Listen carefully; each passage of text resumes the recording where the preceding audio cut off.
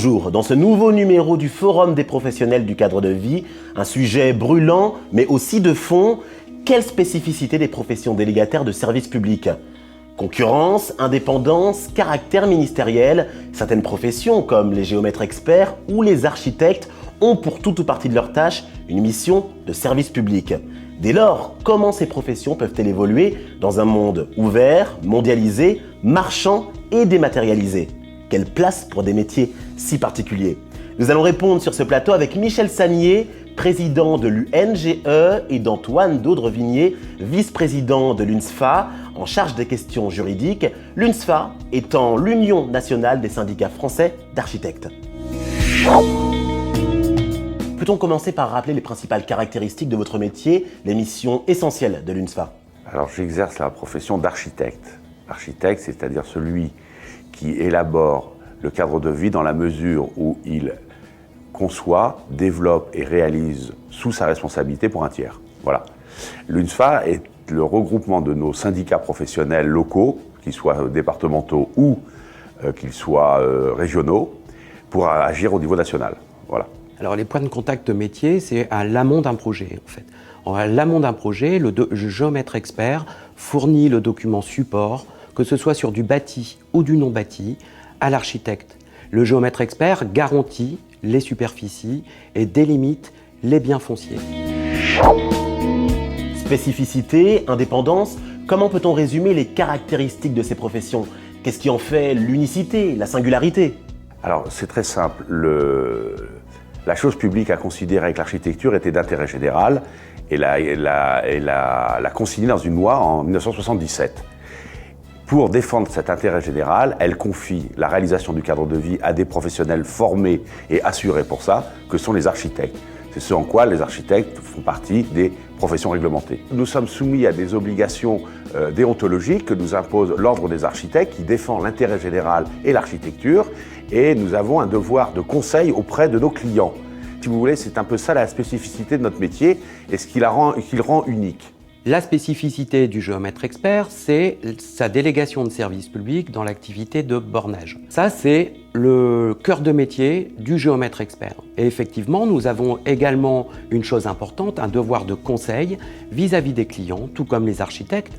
Nous avons un devoir de conseil pour l'analyse, on va dire, technique et juridique de leur propriété.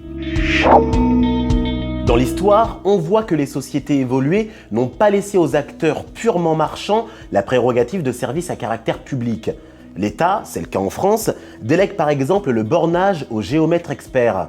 Alors comment se positionnent ces professions en France et en Europe dans un contexte marchand de mondialisation et de dématérialisation ? C'est une question de fond qui a aussi un écho dans l'actualité. Alors les architectes se sont unis au niveau européen, mais alors le mot architecte c'est complexe parce qu'il en fonction des cultures et des pratiques des peuples, ne relève pas toujours du même sens. Plus vous descendez dans le sud de l'Europe, plus l'architecte est considéré comme un artiste, et plus vous montez dans le nord de l'Europe, plus l'architecte est plus un technicien, avec un éclairage esthétique. Donc la France, comme d'habitude, est à la croisée des chemins de l'Europe et nous avons un espèce de point d'équilibre dans l'exercice de notre métier. La France est le seul pays européen à avoir une grande loi sur l'architecture et à avoir publié et déclaré que l'architecture est d'intérêt général. Le principe, l'Ordre des géomètres experts a été institué par la loi du 7 mai 1946. L'État lui a conféré une délégation de service public pour l'activité de bornage. Dans le contexte actuel, il y a plusieurs points à aborder. Effectivement, l'évolution du métier fait que de plus en plus, les sociétés de géomètres experts se regroupent.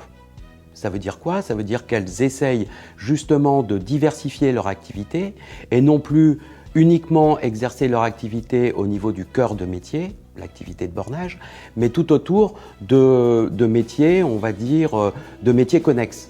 Métiers connexes, liés forcément à la mesure, mais aussi au conseil et à l'expertise juridique. J'insiste sur un point important. Effectivement, les géomètres experts sont soumis à la concurrence interne et concurrence externe.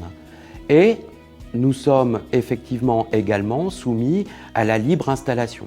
Donc, 2 points importants pour une profession réglementée. Mais alors, quid du consommateur dans tout ça ? Et quelles actions peut-on mener en commun pour préserver l'indépendance de nos professions ? Le consommateur, comme je l'ai dit précédemment, il est au cœur du dispositif réglementaire. C'est-à-dire que cette profession a été réglementée dans la défense du consommateur. La préparation des autorisations d'urbanisme, par exemple le permis de construire, doit être faite en France par un architecte. Alors beaucoup de gens pensent que c'est un privilège, que les architectes se sont arrogés pour pouvoir être payés. Mais au contraire, c'est une charge, puisque les architectes sont garants de l'intérêt général et de l'intérêt de notre consommateur. Et nos instances ordinales, nos codes de déontologie sont très vigilants pour faire respecter cette déontologie. Pour la défense de ces convictions, nous sommes membres de l'UNAPL, l'Union nationale des... D'abord, notre propre syndicat agit régulièrement. Ensuite, nous sommes membres de l'Union nationale des professions libérales. Et à ce titre, nous sommes touchés par la loi Macron parce que nous avons une menace sur l'ouverture de nos capitaux privés, capitaux qui appartiennent à la profession, à des forces financières qui nous feraient perdre notre indépendance vis-à-vis de nos clients. Ce en quoi nous sommes violemment opposés, bien évidemment. Donc nous agissons auprès de la chose publique, soit par la rue, soit par des rendez-vous dans les cabinets ministériels, pour faire valoir notre point de vue.